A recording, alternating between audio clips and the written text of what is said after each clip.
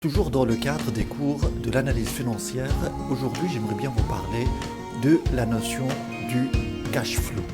Bienvenue dans ma chaîne, je m'appelle El Kader, je suis professeur de sciences économiques et de gestion et ça me fait plaisir de partager avec vous mes connaissances. En retour, je ne vous demande qu'un petit geste de votre part pour aider cette chaîne à grandir. Cliquez simplement sur l'un de ces deux pouces.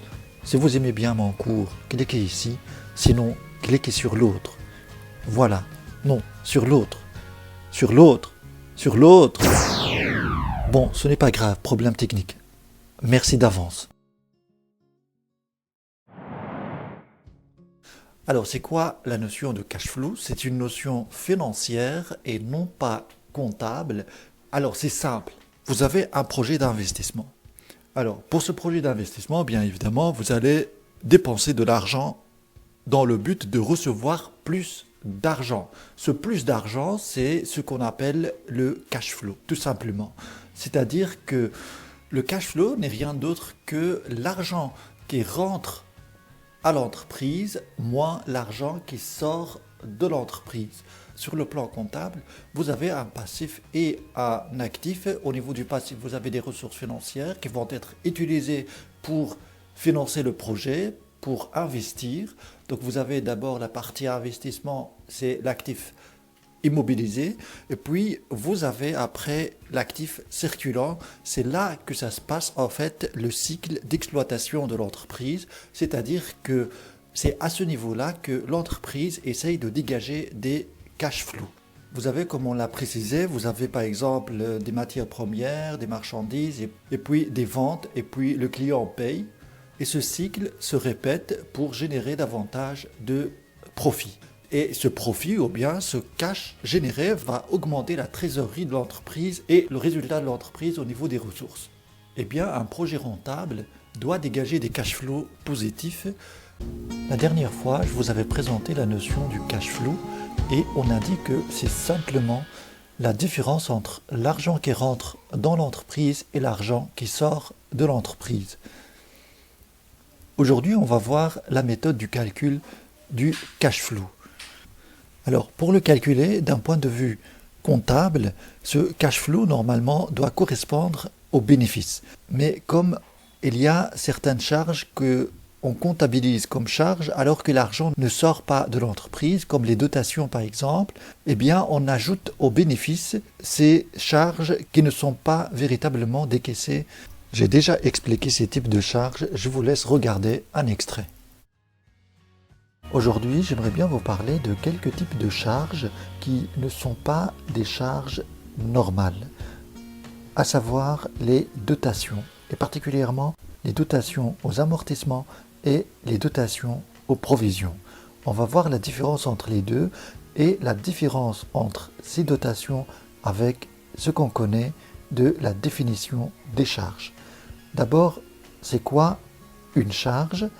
C'est simplement des dépenses que l'entreprise supporte pour dégager un bénéfice, pour augmenter un bénéfice. Par exemple, l'achat des marchandises pour les revendre, eh bien, l'achat de marchandises, c'est une charge. Paiement des factures d'électricité, d'entretien des machines pour produire plus, eh bien, ces factures représentent des charges. Donc ça représente des dépenses véritables de l'entreprise. Alors venons maintenant aux dotations, aux amortissements et dotations aux provisions. Ces dotations sont comptabilisées comme charges, mais ces dotations, ces sommes d'argent ne sortent pas des caisses de l'entreprise. Alors pour le calculer, on peut se référer aux données de la comptabilité. Sur le plan du compte de résultat, on a notre bénéfice net et on ajoute à ce bénéfice les amortissements, ce qui donne le cash flow. On peut aussi se baser sur les données de la comptabilité analytique pour le calculer. Par exemple, on va prendre notre chiffre d'affaires, c'est le volume des ventes. On va retirer les charges variables.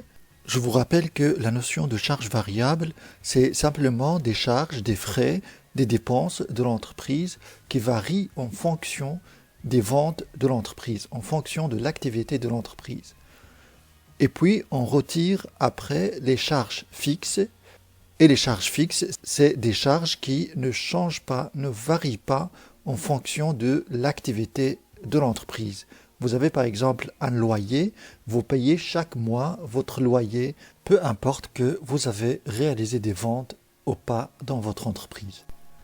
Après, on retire les amortissements, on arrive à notre résultat avant impôt, on réduit de ce résultat l'impôt, et puis on arrive à notre résultat après impôt.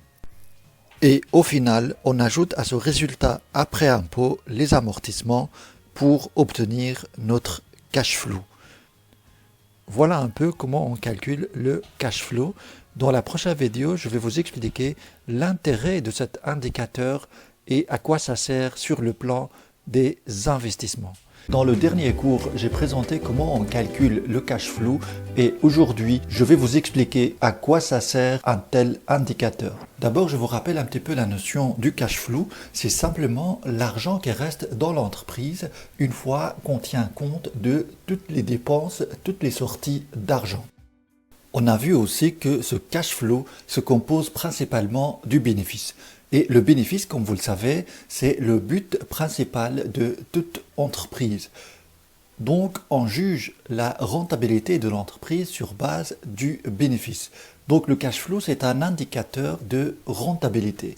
Et comme le bénéfice est une ressource qui s'ajoute au capital au niveau du passif du bilan, eh bien, on peut dire que le cash flow est un indicateur de la capacité d'autofinancement pour une entreprise, c'est-à-dire la capacité qu'une entreprise a pour générer de quoi financer ses propres projets au lieu de faire appel à des crédits. Sur le plan financier, on peut utiliser le cash flow comme un indicateur de rentabilité d'un projet d'investissement. Et pour cela, on utilise ce qu'on appelle la valeur actuelle nette, la VAN. Pour comprendre un petit peu comment ça marche, la VAN, eh bien, on va prendre un exemple simple et pratique. On va dire que vous avez un projet d'investissement de 150 000 euros. Imaginez par exemple que ce projet d'investissement est un bien immobilier. Vous achetez par exemple une maison à 150 000 euros et vos prévisions de cash flow sont 5 000 euros la première année, 8 000 euros la deuxième année, 10 000 euros la troisième année, et au bout de la quatrième année, vous décidez de vendre cette maison à 200 000 euros. Eh bien, il faut bien comprendre que ces cash flows, c'est bien l'argent net qui vous reste dans la poche une fois que vous payez toutes les taxes, toutes les charges, les réparations, l'entretien. Donc les 5 000, 8 000 et 10 000 euros représentent de l'argent net qui reste dans votre poche. On va donc appliquer la VAN sur ce projet pour voir si ce projet est rentable ou pas. D'abord, c'est quoi la VAN, la valeur actuelle nette? C'est simplement une comparaison entre l'investissement de départ et les cash flows qui vont être générés par après avec la valeur résiduelle générée par la vente du bien. Pour que le projet soit rentable, il faut que la VAN soit supérieure à 0. Et comme les cash flows et l'investissement de départ se trouve à des dates différentes. Pour les comparer, il faut les actualiser à une date unique.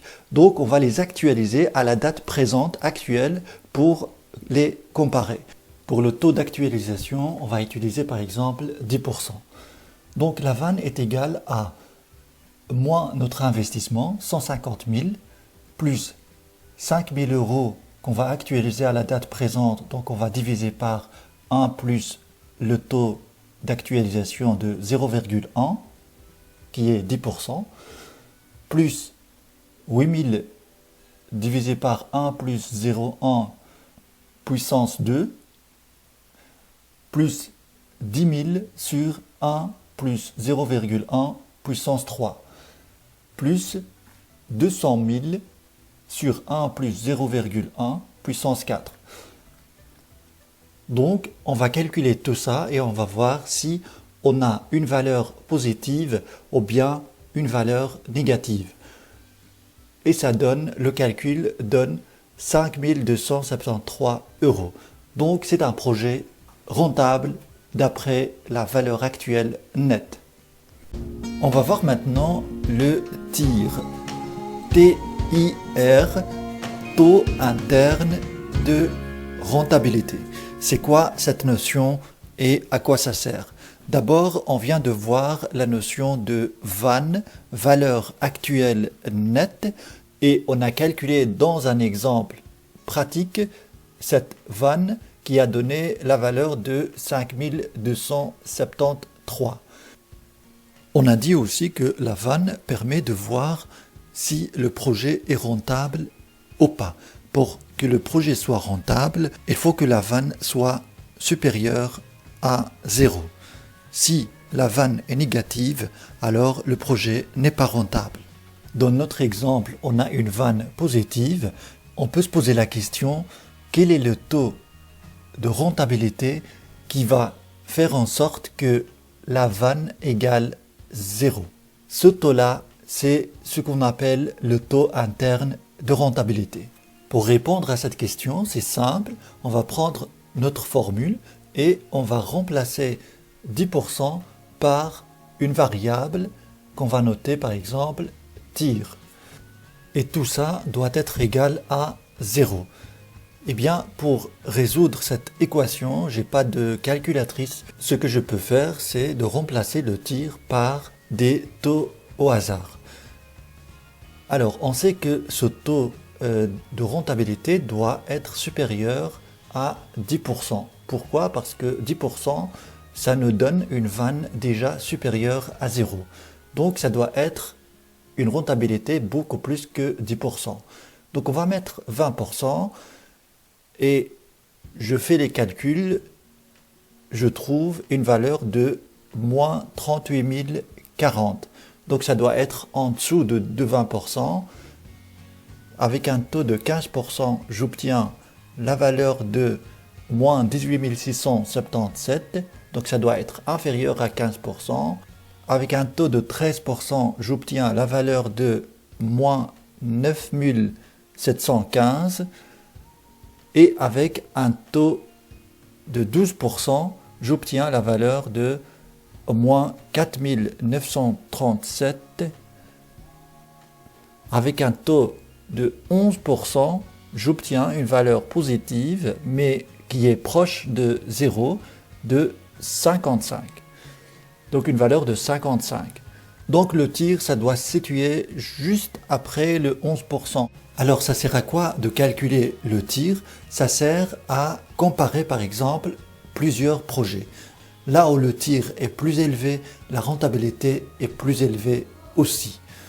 Ça peut servir aussi à certaines entreprises de comparer leur rentabilité avec le taux d'un placement au niveau de la banque. Dans le cadre de ce cours, on a vu la VAN, la valeur actuelle nette, on a vu le taux interne de rentabilité et aujourd'hui on va voir un autre indice ou bien un autre indicateur qui permet de savoir si le projet est rentable ou pas. La formule de l'indice de profitabilité, IP, égale la VAN sur l'investissement plus 1. Si cette valeur est supérieure à 1, alors c'est un investissement rentable. Donc on va calculer dans notre situation, dans notre cas, on a la valeur de la VAN, c'est 52 073 sur le montant de l'investissement initial qui était de 150 000 euros plus 1 et ça donne 1,035. Donc on a une valeur supérieure à 1, donc c'est un investissement rentable d'après cet indice. Et en plus, tout ce qui est après la virgule, c'est ce qu'on gagne pour chaque euro investi. Donc dans notre situation, on a un retour sur investissement de 3 à 4 cents pour chaque euro investi. Alors je vais vous donner un petit exercice pour s'entraîner un petit peu à appliquer toutes ces formules. Vous avez par exemple un projet d'investissement de 85 000 euros et vous prévoyez que les années suivantes, cet investissement va produire ses cash flows. Vous avez la première année 3 000 euros, deuxième année 10 000 euros, troisième année 7 000 euros, quatrième année 6 000 euros, et vous décidez juste après de vendre ce bien d'investissement à 100 000 euros. La question bien sûr, est-ce que le projet est rentable? Pour cela bien sûr, il faut calculer les 3 indicateurs que nous avons vus, la vanne, le tir et l'IP. Et à chaque fois, il faut donner l'interprétation du résultat obtenu. Et puis j'aimerais bien vous ajouter une autre question par rapport à cet exercice. Si vous devez choisir entre le premier investissement que nous avons vu et cet investissement de cet exercice-là, lequel allez-vous choisir? Par rapport à cet exercice que je vous avais donné la dernière fois en analyse financière, je vais vous donner la réponse. Je vais vous rappeler d'abord brièvement l'exercice. Vous avez 2 projets. Vous avez un projet de 150 000 euros qui va vous générer les cash flows suivants. La première année 5 000, deuxième 8 000, troisième 10 000 et la 4e année, vous vendez le bien à 200 000 euros. Et le deuxième investissement qui est de l'ordre de 85 000 qui peut générer les cash flows suivants. La première année 3 000, deuxième année 10 000, troisième année 7 000, quatrième année 6 000 et vous vendez le bien 100 000 euros la 5e année. Donc pour comparer entre ces 2 projets, vous avez plusieurs indicateurs. Pour cet exercice, on va utiliser les indicateurs que nous avons déjà calculés au niveau du premier investissement, à savoir la vanne, valeur actuelle nette, qui était pour le premier investissement de 5 273. Et puis vous avez le tir, taux interne de rentabilité qui était approximativement 11% pour le premier investissement, et IP, indice de profitabilité, qui est égal pour le premier investissement à 1,035. Donc on va faire pareil pour le deuxième investissement, on va calculer ces indicateurs, on va utiliser bien sûr le même taux d'actualisation que dans le premier projet. Alors pour la vanne, on va trouver la valeur de moins 2558,85.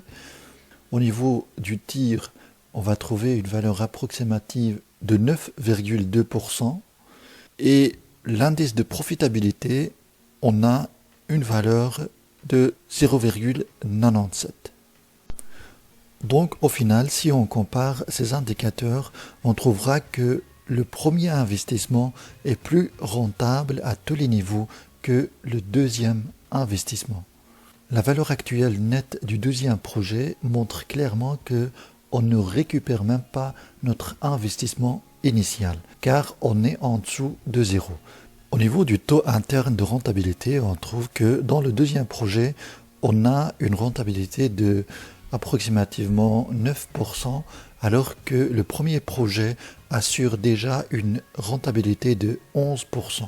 Et au niveau de l'indice de profitabilité, par rapport au deuxième projet, on perd à peu près 3 cents pour chaque euro investi. Voilà rapidement pour cet exercice. Si vous avez des questions par rapport à ces indicateurs, vous pouvez toujours les ajouter en commentaire. J'en tiendrai compte dans mes prochains cours. Merci d'avoir regardé cette vidéo et à la prochaine fois.